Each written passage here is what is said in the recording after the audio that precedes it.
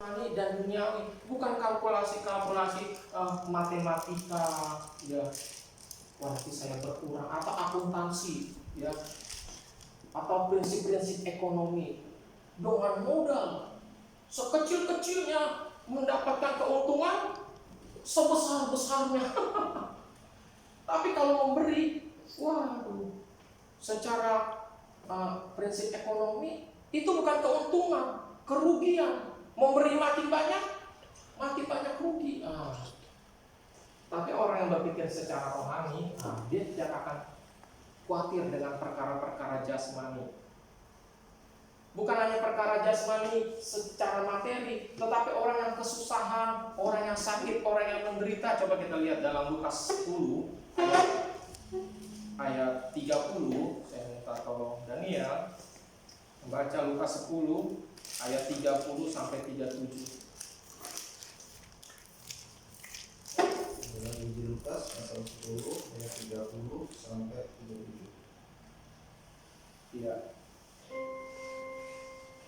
Jawab Yesus, adalah seorang yang turun dari Yerusalem ke Yeriko. Dia jatuh ke tangan penyamun-penyamun yang bukan saja merampoknya habis-habisan, tetapi juga memukulnya, dan yang sesudah itu pergi meninggalkannya setengah mati. Kebetulan ada seorang imam turun melalui jalan itu. Ia melihat orang itu, tetapi ia melewatinya dari seberang jalan. Demikian juga orang Lewi datang ke tempat itu. Ketika ia melihat orang itu, ia melewatinya dari seberang jalan. Lalu datang seorang Samaria yang sedang dalam perjalanan ke tempat itu, dan ketika ia melihat orang itu, bergeraklah hatinya oleh belas kasihan. Ia pergi kepadanya, lalu membalut luka-lukanya. Sesudah ia menyiraminya dengan minyak dan anggur, kemudian ia menaikkan orang itu ke atas keledai tunggangannya sendiri itu, lalu membawanya ke tempat penginapan dan merawatnya. Keesokan harinya, ia menyerahkan 2 dinar kepada pemilik penginapan itu. Katanya, rawatlah dia, dan jika kau belanjakan lebih dari ini, aku akan menggantinya waktu aku kembali. Siapakah di antara ketiga orang ini menurut pendapatmu adalah sesama manusia dari orang yang jatuh ke tangan penyamun itu? Jawab orang itu, orang yang telah menunjukkan belas kasihan kepadanya. Kata Yesus kepadanya, pergilah dan berbuatlah demikian. Amin. Pergilah dan berbuatlah demikian. Jadi berbelas kasih itu bukan saran, tapi itu perintah bahwa Tuhan menghendaki kita berbelas kasih. Kenapa orang Samaria itu perlu menolong orang itu? Yahudi Enggak kenal. Orang Samaria dengan orang Yahudi itu saling bermusuhan. Ya, orang Yahudi merasa haram kalau bersahabat, berteman, atau bersentuhan dengan orang Samaria. Imannya juga berbeda. Tapi orang yang memiliki belas kasihan, ya apa? Menghilangkan sekat-sekat perbedaan. Tidak dilihat warna kulit, tidak dilihat suku apa, agama apa, tidak dilihat level pendidikan. Ya. Orang kalau berbelas kasih, dia akan mempraktekkan. Misalkan Daniel Jawa, soalnya saya Batak. Tapi kalau kesusahan, harus dipraktekkan, lakukan, walaupun berbeda suku. Karena apa? Belas kasih itu tidak perlu teori, ya, tidak perlu teori, harus dipraktekkan. Tidak ada teorinya. Kamu harus berbelas kasih, ya, sesama suku primordial seperti itu. Bukan. Berbelas kasih menjadikan kepada kita contoh dari bukti dari iman. Yakobus berkata, iman tanpa perbuatan pada hakikatnya mati. Ya, perbuatannya seperti apa? Yang menunjukkan iman kita benar. Oke, kita lihat Yakobus 2 ayat 14. Yakobus pasal 2 ayat 14. Apakah gunanya saudara-saudaraku jika seorang mengatakan bahwa ia mempunyai iman padahal ia tidak mempunyai perbuatan, dapatkah iman itu menyelamatkan dia? Jika seorang saudara atau saudarinya tidak mempunyai pakaian dan kekurangan makanan sehari-hari, dan seorang dari antara kamu berkata, selamat jalan, kenakanlah kain panas dan makanlah sampai kenyang, tetapi ia tidak memberikan kepadanya apa yang perlu bagi tubuhnya, apakah gunanya itu? Demikian juga halnya dengan iman. Jika iman tidak disertai dengan perbuatan, maka iman itu pada hakikatnya adalah mati. Oh, setiap kita berkata, oh kami anak Tuhan, ya, kami orang yang sudah diselamatkan, kami mengerti kebenaran. Buktinya mana? Jangan hanya di tataran teori, jangan hanya sekedar wacana. Kalau ada orang di depanmu yang kesusahan, walaupun berbeda keyakinan, walaupun berbeda suku, sama seperti orang Samaria dan orang Yahudi itu berbeda ideologi, ya, berbeda wilayah, banyak ya, banyak perbedaan. Ada pertentangan di antara nenek moyang mereka, tetapi orang yang imannya benar, ya, orang yang memiliki belas kasihan, dia empati, ya, dia keset. Marilah iman dipraktekkan dalam perbuatan. 1 Korintus 13 berkata, kasih itu murah hati. Kalau kasih, kita hanya berkata kasih, tapi tidak dipraktekkan, sama seperti ini. Sama seperti tong kosong nyari bunyinya. Ya. Agama Kristen dikenal agama yang penuh dengan kasih, tapi prakteknya enggak. Tapi secara jasmani, ketika ada orang kekurangan, ketika ada orang kesusahan, menderita, ada orang sakit, wah, kita nggak mau tolong. Kalau kita ada uang, kita simpan. Tapi kita agama yang penuh dengan kasih. Tong kosong nyari bunyinya. Pak Lambo, kalau mau menolong orang harus banyak duit dulu, Pak Lambo. Loh, benar atau salah ini? Benar, gimana Daniel? Mau tolong orang harus banyak duit dulu, harus kaya dulu. Itu prinsip yang salah.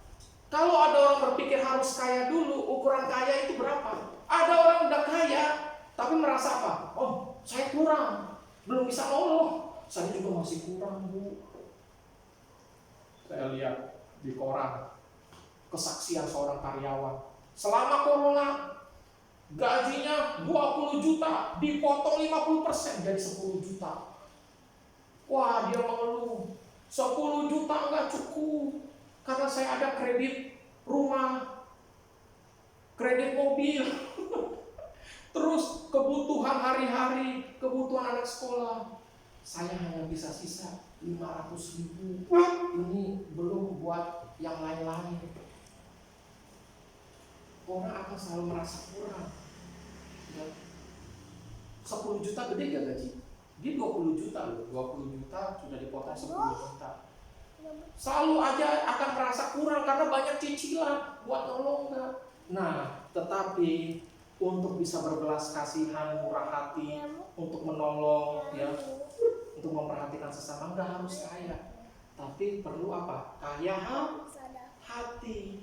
Kaya hati ini penuh dengan kasih. Karena kasih itu dalam 1 Korintus 13, kasih itu murah hati, berarti hatinya perlu kasih. Kaya dengan kasih, pasti bisa memberi. Kalau orang memberi didasarkan harus kaya dulu secara materi, itu susahnya minta ampun. Makanya Yesus berkata, orang kaya susah masuk ke dalam kerajaan sorga. Iya, karena mikir apa? Mikir di dunia, mikir dirinya, kesenangan dia. Nggak berpikir di surga, mikir apa di dunia. Ya mikir aset, mikir kekayaannya, mikir perusahaannya. Nah, kekristenan bukan hanya sekedar teori.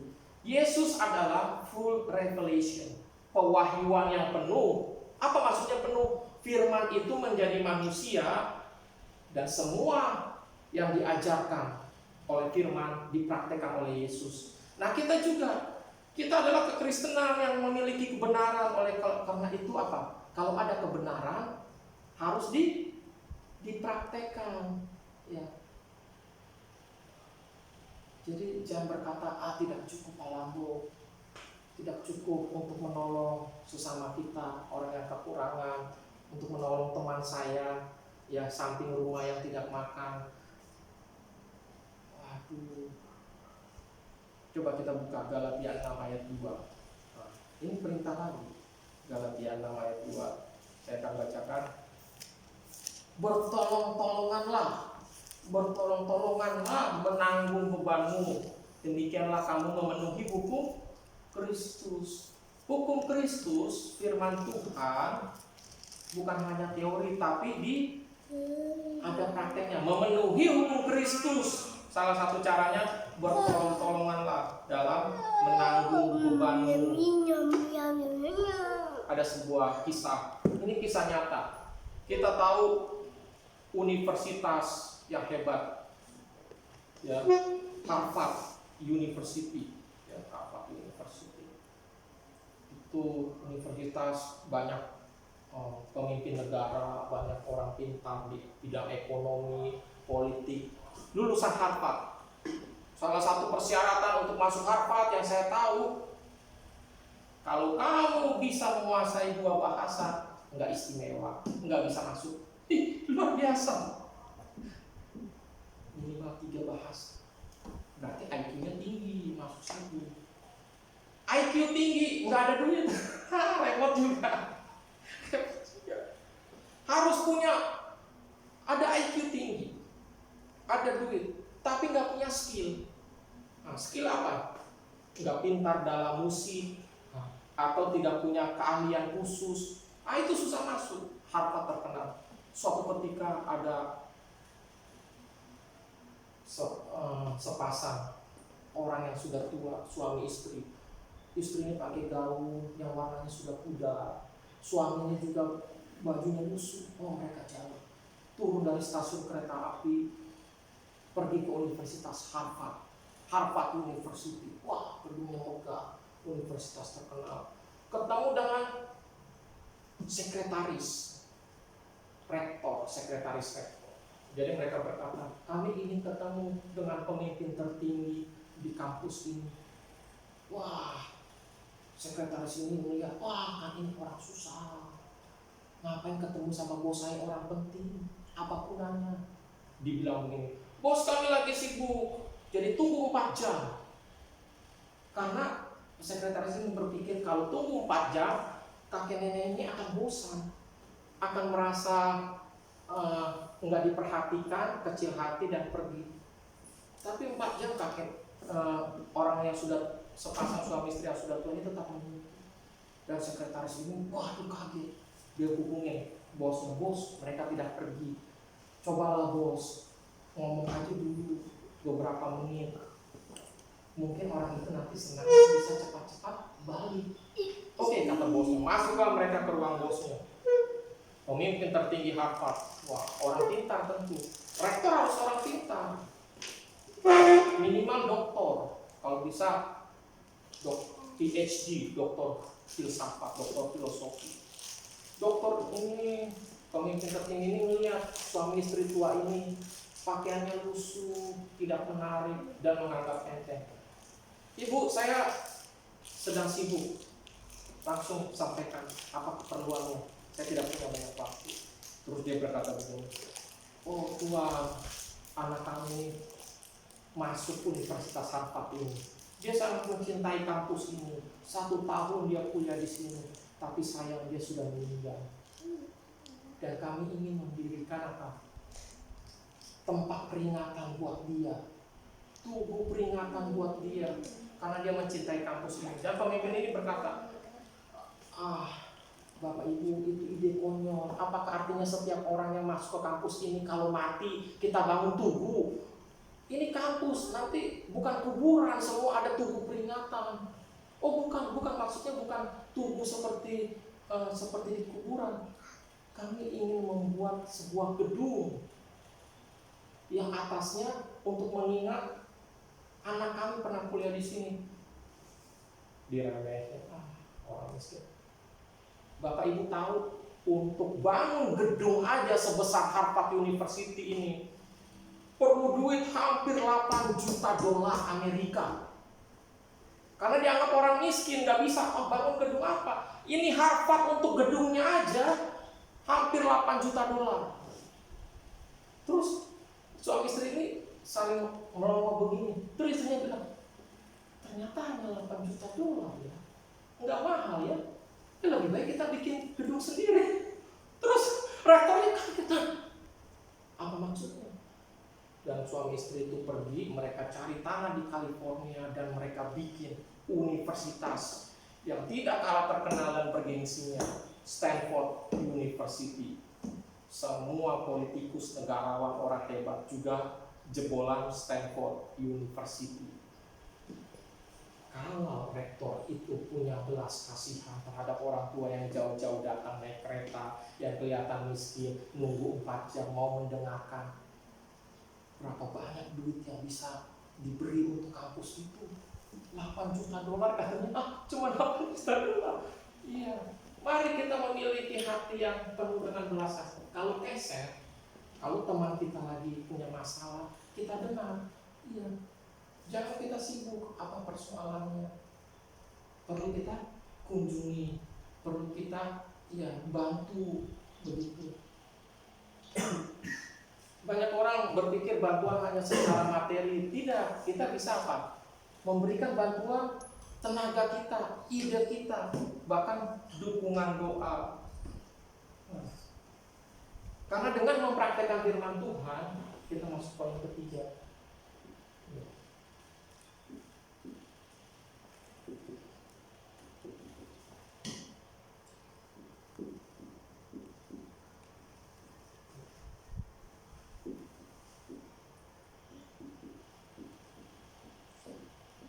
Belas kasih gambaran seperti Bapa di surga.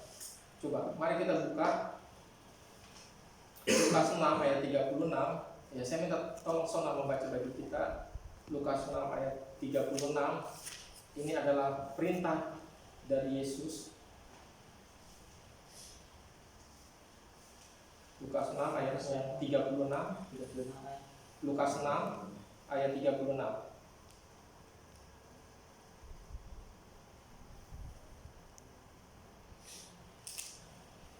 Hendaklah kamu murah hati, sama seperti Bapamu adalah murah hati. Nah, hendaklah di sini ini kata perintah. Dan saya temukan bentuk waktunya tense. Nah, kan dalam bahasa Inggris ada tenses ya. Tense-nya ini apa? Present. Nah, kita sering belajar di sini ya, dalam bahasa Yunani atau dalam bahasa Inggris, kalau tensesnya present artinya apa? Sesuatu yang terus-menerus dilakukan. Sesuatu yang terus-menerus dilakukan dan menjadi kebiasaan. Jadi ketika Yesus berkata, hendaklah kamu murah hati sama seperti Bapamu di surga murah hati. Artinya kita harus terus-menerus murah hati. Kita harus terus-menerus murah hati karena seperti Bapa di surga murah hati, kita juga murah hati. Ada pepatah berkata, buah jatuh tidak jauh dari pohonnya. Ada lagi yang berkata, like father, like son. Seperti Bapa, demikianlah anaknya. Nah, kalau gambaran Bapa di surga adalah pribadi yang murah hati, pribadi yang penuh dengan belas kasihan, kita juga harus menjadi pribadi yang seperti Bapa. Karena kita anak Allah. Ketika kita sudah diselamatkan, kita memiliki posisi kudus. Dahulu kita posisi orang berdosa, sekarang menjadi posisi kudus. Posisi kudusnya apa? Anak Allah. Kalau anak Allah, gambaran saya seperti bapak saya. Iya. Kalau seorang memiliki bapak kasar, ya, bapak suka main judi, wah bahaya. Bapak sebulan sekali pulang ke rumah nggak jelas, anaknya begitu. Akan nggak jelas, akan kasar, akan seorang yang tidak bermoral. Tapi Bapak kita moralnya tertinggi, kasihnya tertinggi, dan belas kasih Allah terbesar adalah ketika apa? Allah memberikan satu-satunya putranya yang tunggal, yaitu Yesus Kristus. Belas kasih secara rohani agar kita diselamatkan, ya, agar kita tidak jadi puntung. untuk api neraka. Nah, kalau kita sudah melihat Bapak kita seperti itu, dan kita nggak seperti itu, nah, boleh nggak saya ragukan imannya? Wah, jangan-jangan dia Kristen yang asal-asalan. Kristen dari kata apa? Kristianos. Kristianos apa? Pengikut si Kristus atau pengikut Kristus. Pengikut itu artinya gayanya, sikapnya, apa yang dilakukan sama dengan junjungannya. Nah, kalau kita adalah anak Allah dan Kristus adalah yang kita ikuti, mari belas kasih kita akan menggambarkan siapa Allah kita. Ya.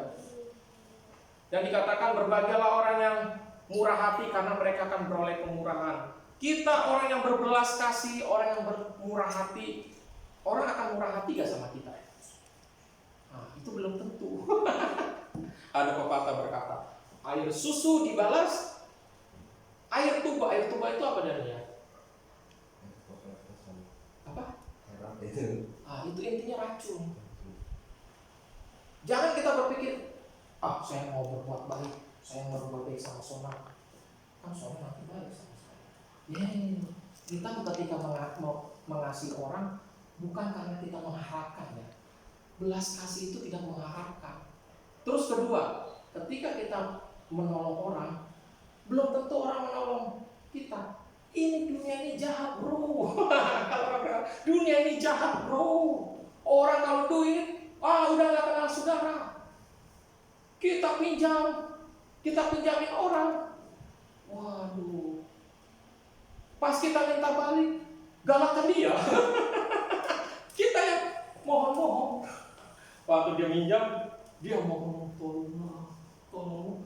Pas kita mau minta, bukan kita yang galak, kita yang mohon-mohon. Dia yang galak lagi. Wah, air susu dibalas air tuba. Nah, artinya apa?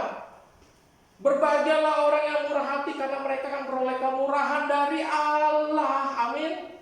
Jangan mengharapkan belas kasih atau balasan kebaikan dari manusia. Biarlah Allah saja. Allah saja. Kalau kita berharap kepada manusia, bersandar kepada manusia, maka kita akan dikecewakan. Berharaplah kepada Allah.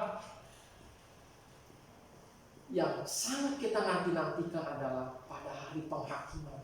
Coba kita buka 2 Timotius 1 ayat 18. Saya minta tolong istri saya membaca 2 Timotius 1 ayat 18.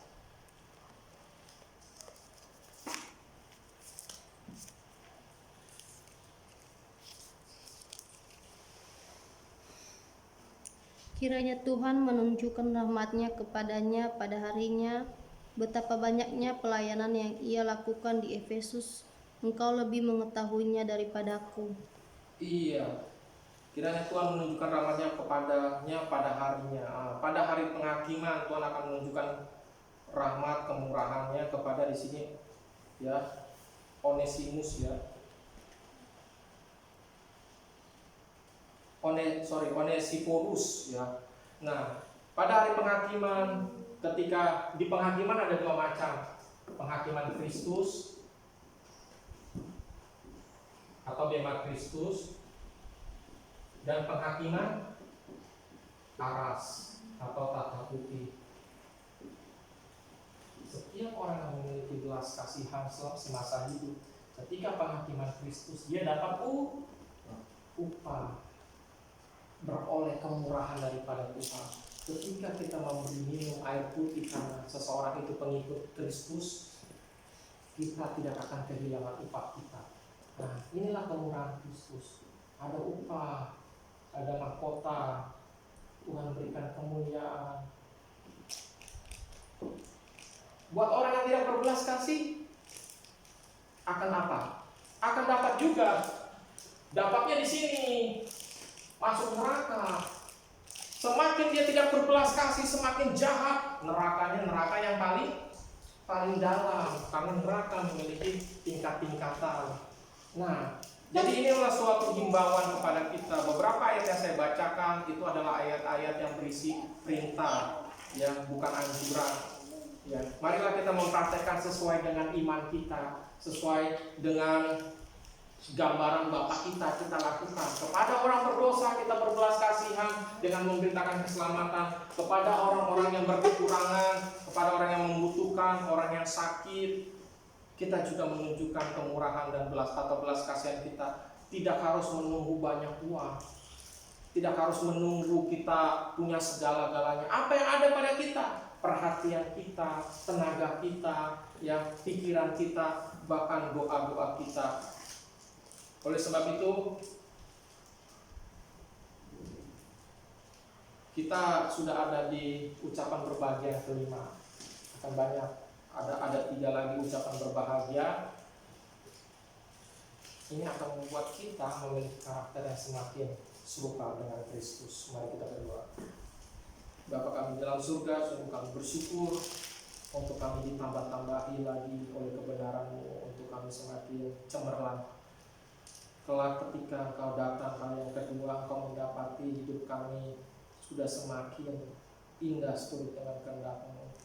Biarlah kami tidak hanya pandai memahami tentang perkataan-perkataan berbahagia ini, tapi kami mempraktekannya. Dalam kondisi apapun kami akan diuji untuk mempraktekkan firman.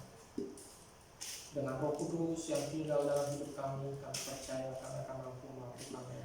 Berkati anak-anak-Mu dalam aktivitas mereka selanjutnya, dalam perjalanan pulang, dalam rencana-rencana mereka berikutnya. Tuhan menolong, biarlah nama-Mu senantiasa dipermuliakan. Inilah doa kami ya Tuhan, kami naikkan hanya di dalam nama Tuhan Yesus Kristus. Amin.